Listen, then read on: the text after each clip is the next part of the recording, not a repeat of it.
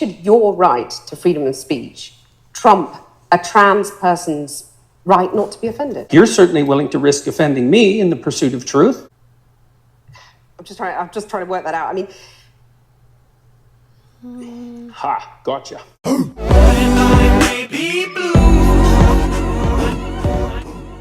It's Blue. Make sure you like and subscribe and go follow me on Patreon. It's only $5 a month and you get an extra video every week. When Cartman is playing all alone in his backyard, he likes to dress up like Britney Spears and pretend he's her. He sings and dances around with a life-size cutout of Justin Timberlake.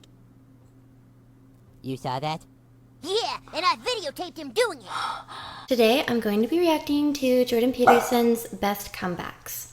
And my dogs are here in the background too, so...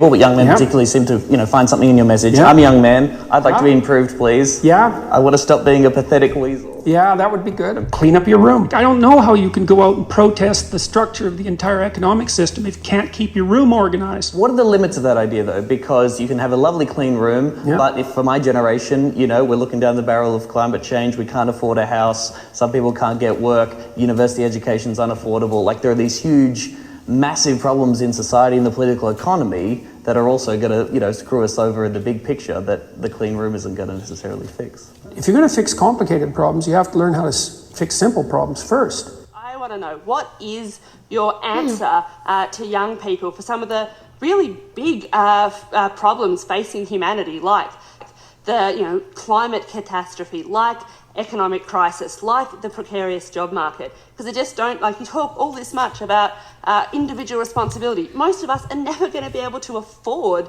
to have all of these assets to have responsibility over. So what is your advice beyond banal comments like clean your room? It's actually rather difficult to answer a question that ends with your comments are banal. Politely. I would consider that more of an opinionated personal and political statement than actually a question.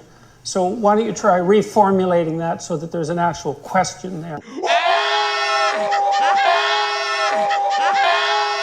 People who don't have their own houses in order should be very careful before they go about reorganizing the world, which happens in many ways. I'm interested in people being able to have different choices and having equality of outcome. Aha, well, so the overwhelming proportion of people who are in prisons are male. Now, do you want to equalize that, just out of curiosity? What about bricklayers? They're 99% male, and we've got about 3/4 of the population now in universities in the humanities and social sciences are female. Yeah. Are we going to equalize that? And men work longer hours, they work more dangerous jobs, they're more likely to move, they're more likely to work outside. They're more likely to participate in jobs in the STEM fields that are scalable. They make more money for those reasons. And that's all hidden under the idea that the reason that men and women make different amounts of money is because of their gender. Peterson, do you have any comments on the Nazi presence at your protest? I feel like it really, really helps that he has clearly a very good vocabulary. When he is speaking to somebody, even if it's not a long, drawn-out explanation or answer, I think his replies are so short and sweet and just on the dot that it's just very hard to argue against him. I also think that sometimes whenever people are just angry and upset about things, they may have unfortunately not formulated a very good way at approaching their feelings with facts and stating it clear for someone else to understand. So sometimes it can sound very rambly and be very tangled and not really make a lot of sense. Like I think that we've already seen in this video, Jordan Peterson pointed out with that girl, well, you sound like you're mostly either just insulting me or have a negative opinion, not so much asking an actual question. So do you want to try again?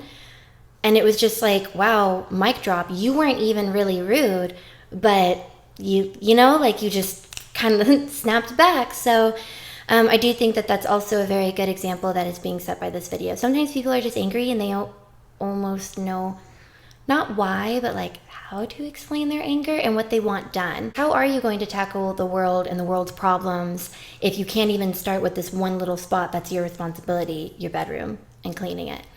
Kind of stating you're not really that responsible of a person if you can't even keep your own home clean. It's just an example, and it's a good example. Do you have any comments on the Nazi presence at your protest? The presence of Nazis and white supremacists assaulting people at your protest. Do you have any comment on that? Yeah, I don't like Nazis. So, well, that's highly debatable. That's highly debatable. Actually, one of the it's things absolutely true because there's never been a secular humanist government on the planet. I don't know. I think the Soviets were pretty secular. No, humanists. Should your right to freedom of speech trump a trans person's right not to be offended? Because in order to be able to think, you have to risk being offensive. I mean, look at the conversation we're having right now. You know, like you're certainly willing to risk offending me in the pursuit of truth. Why should you have the right to do that? It's been rather uncomfortable. I'm glad I put you on the spot.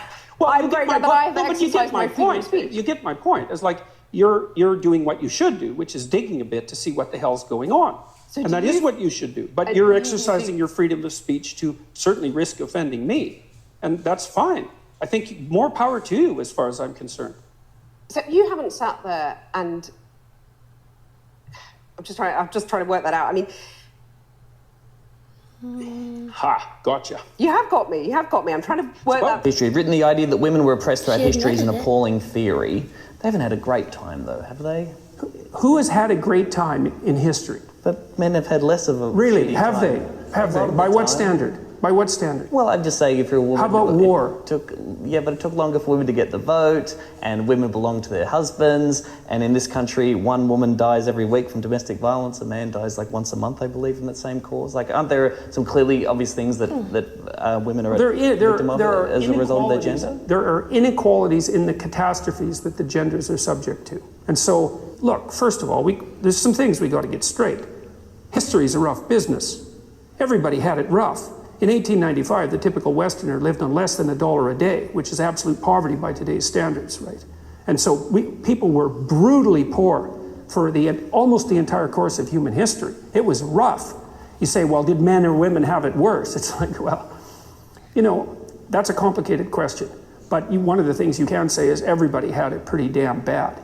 Marxists say, well, that wasn't real Marxism. What it really means, and I've thought about this for a long time, it's the most arrogant possible statement anyone could ever make. It means if I would have been in Stalin's position, I would have ushered in the damn utopia instead of the genocidal massacres, because I understand the doctrine of Marxism and everything about me is good. It's like, well, think again, sunshine. Does seem like a pretty well-educated person, and I do think that one thing that seems like bothers him is whenever people speak on things that they're not really educated about or don't actually know what they would have done in that situation. I mean, I don't even think that he seems like the kind of person who knows that, well, if he was in that situation, he would have done this. It's like, well, no one was there. And for you to think that you're such a perfectly great person that you would have made the right decision, given that amount of stress, given that part of history that you don't even really know anything about, it's just a little weird to know that you would have done the right thing. It also seems from that one interview he was having about how in all of history, the world has, for the most part, had very hard lives. You've either lived very poor or you really had to fight to survive. Not like how people are definitely living today. So that might be another issue that he's having with people is there's all of these complaints that he sees as very insignificant and whiny because this, out of all of time of history, has actually been the easiest that people have ever had a chance to live and have their freedom. At least probably speaking on America's standards maybe is what he's more aimed for talking about. So he's kind of poking, oh, it's really hard not to keep these little things. You have no idea that this is actually the easiest and best time in history. So what you're complaining about, social issues and my feelings are hurt and offended, I think he might just find it all very ridiculous considering how all of history has been for people. Why is society overly feminized? Well, I didn't ever say that society was overly feminized. So if we're going to discuss my views, we should use my actual words. Women got full legal rights. They'll have the right to determine what language I use, especially when it's backed by punitive legislation. Oh. And when the words that are being required are the constructions, they're artificial constructions of people I regard as radical ideologues whose viewpoint I do not share.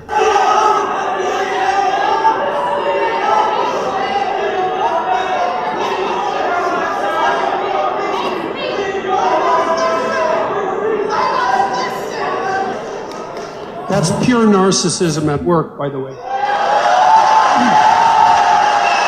gosh. A question for Professor Peterson. Why do you feel that someone's personal gender identity and pronouns infringes your free speech? can one not also argue, based on your interpretation, that professors can use racial slurs in their classroom and that the inability to do so would violate their freedom of speech? There's a difference between saying that there's something you can't say and saying that there are things that you have to say. And I regard these made-up pronouns, all of them, as the neologisms of radical PC authoritarians. Do you understand that? And I'm not a fan of that sort of person. And the reason I'm not a fan of that sort of person is because I've done my homework. I've read everything I can get my hands on in the development of authoritarian political systems, and I know the literature inside out and backwards. And I am not going to be a mouthpiece for language that I detest. And that's that. Oh wow, that last one was pretty powerful. He argued it and said there's a huge difference between saying that there's things that I can't say, deemed because of how offensive it is or the setting that I'm in, versus things that I have to say because of the setting I'm in. And I thought that just like short answer is a very clear answer. But this one was interesting. It was definitely more political than what I normally watch or react to, but still interesting. I like to be open-minded and react to different things. So I hope you guys did still like this compilation. If you have any thoughts or comments, you can leave them down below. And make sure you check out all my links, and I'll see you all next time.